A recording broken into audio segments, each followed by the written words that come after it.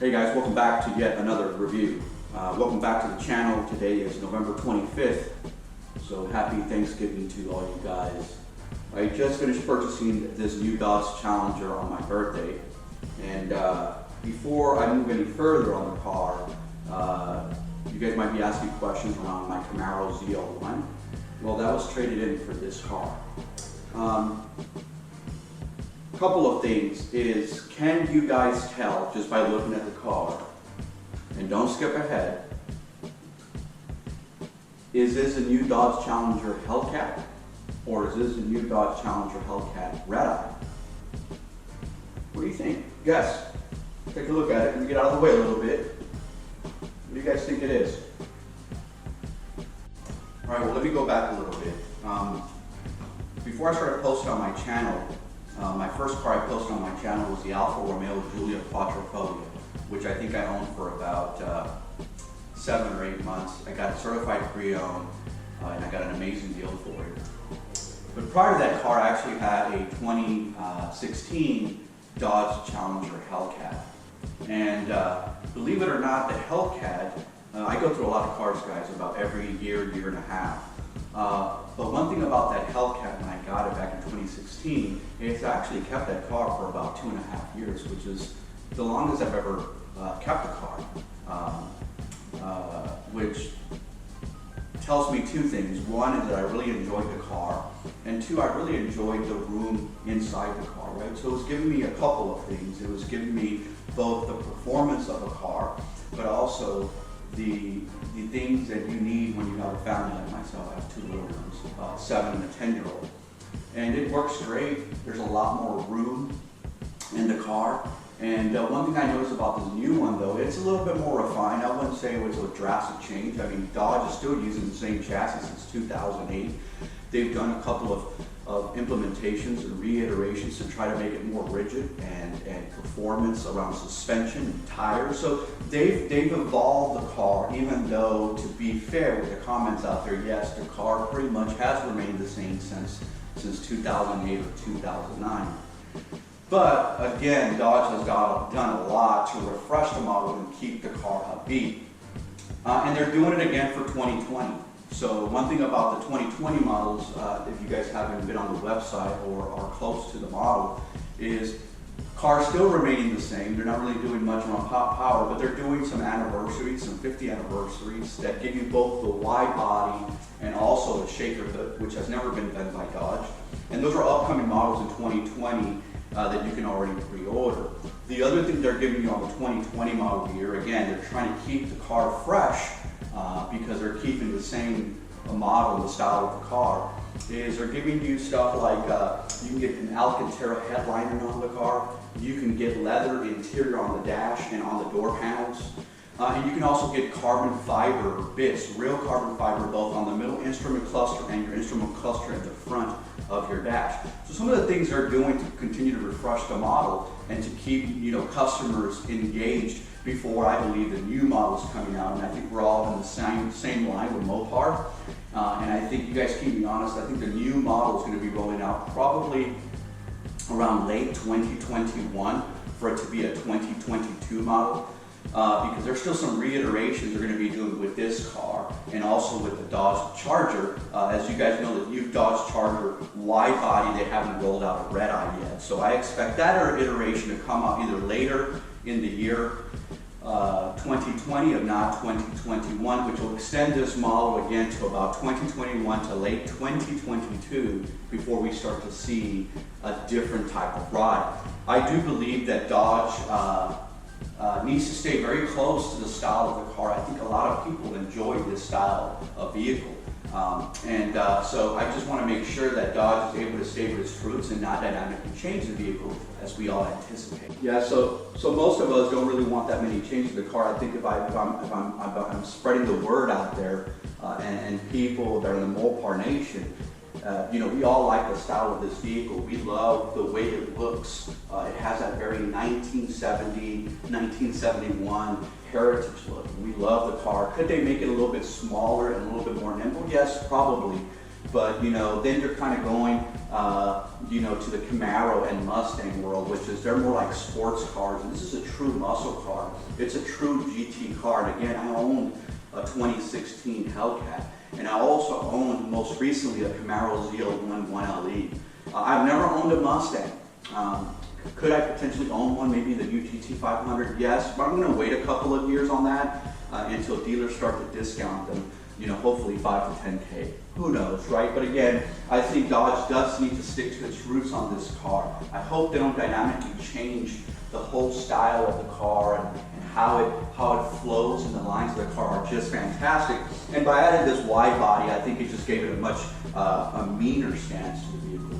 And so hopefully Dodge sticks to this styling and doesn't drastically change like the other two pony cars in the segment, such as the Camaro and Ford Mustang. A couple of things I'm going to be doing to this car, just so you guys know what's coming up, is first of all, one thing, leaving my Camaro, it was very dark and very low. This has a ton of more visibility than the Camaro. I think we all know that, though I still enjoy the Camaro, by the way, guys. I'm not great car. If you're in the market, make sure you get yourself one. But just know that the visibility on the Camaro is substantially less than the Dodge Challenger. The other thing I'm going to be doing is I'm in a big fishbowl. And as you can see in here, there's no tint. So one of the first mods, I don't even know if it's a real mod, is I'm going to be doing a tint to the car. It's a much needed, and I think it'll really look very nice with the knuckle white, which is what this color is called. One of the things I do like about the knuckle white, I believe it's a lot easier to clean than, say, a black car like I have with my Camaro Zl1. I think I will never own a black car, by the way.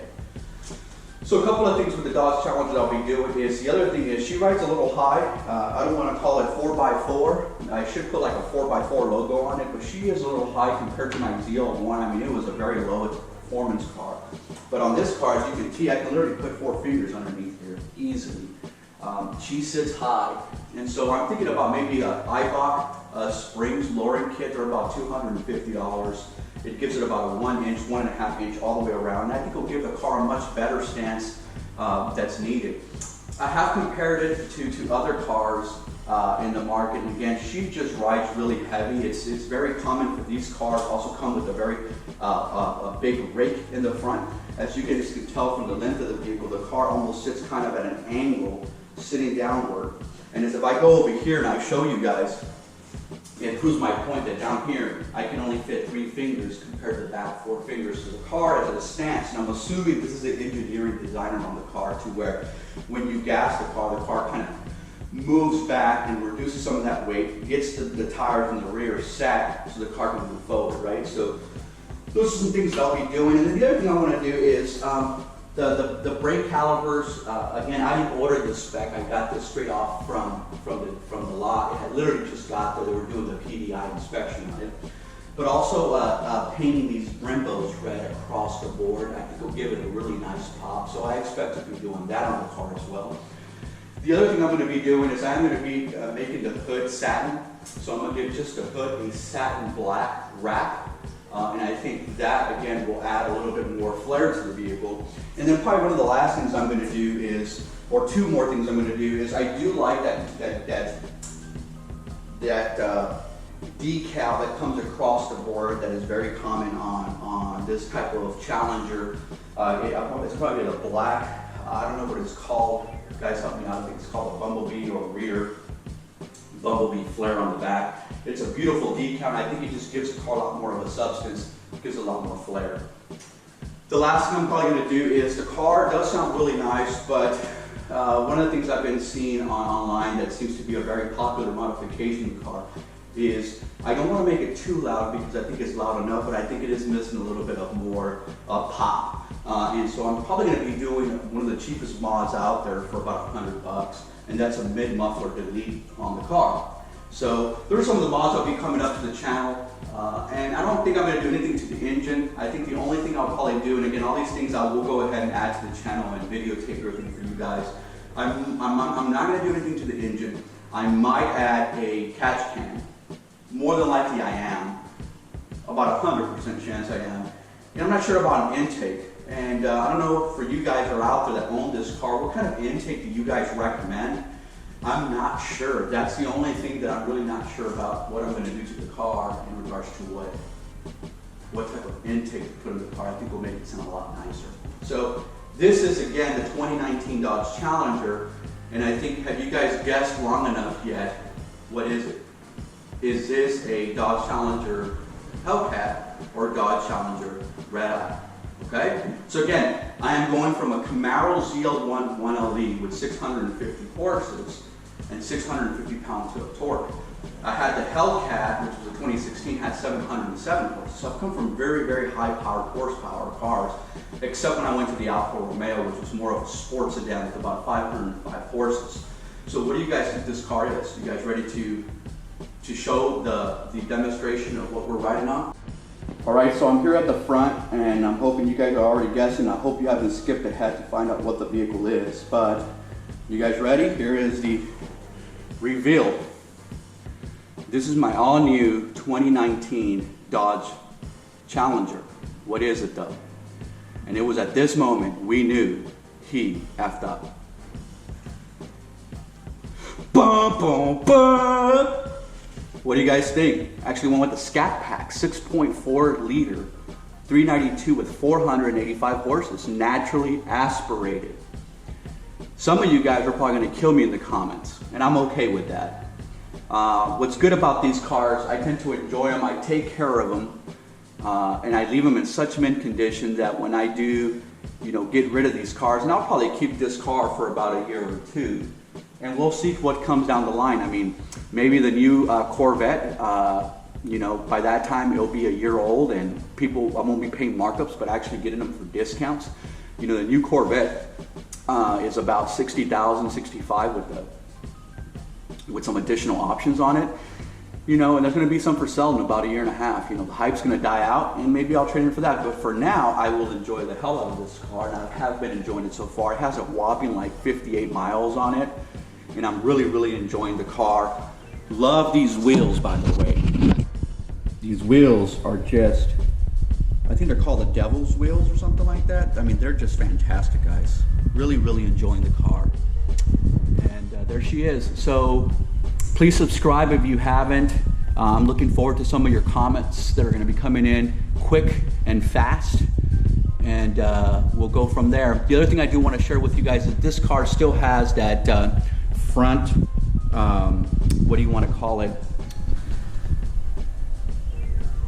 In the front of the splitter, it has that yellow chin guard. Take it easy, guys. I'm gonna go ahead and remove that. I don't really like the way that really looks. I understand why people leave it on the car and the protection, but we'll go from there. Again, happy Thanksgiving. Enjoy time with the family, guys. Take it easy, and make sure you subscribe, hit the thumbs up, hit the like and share. This is Car Connections. Take it easy.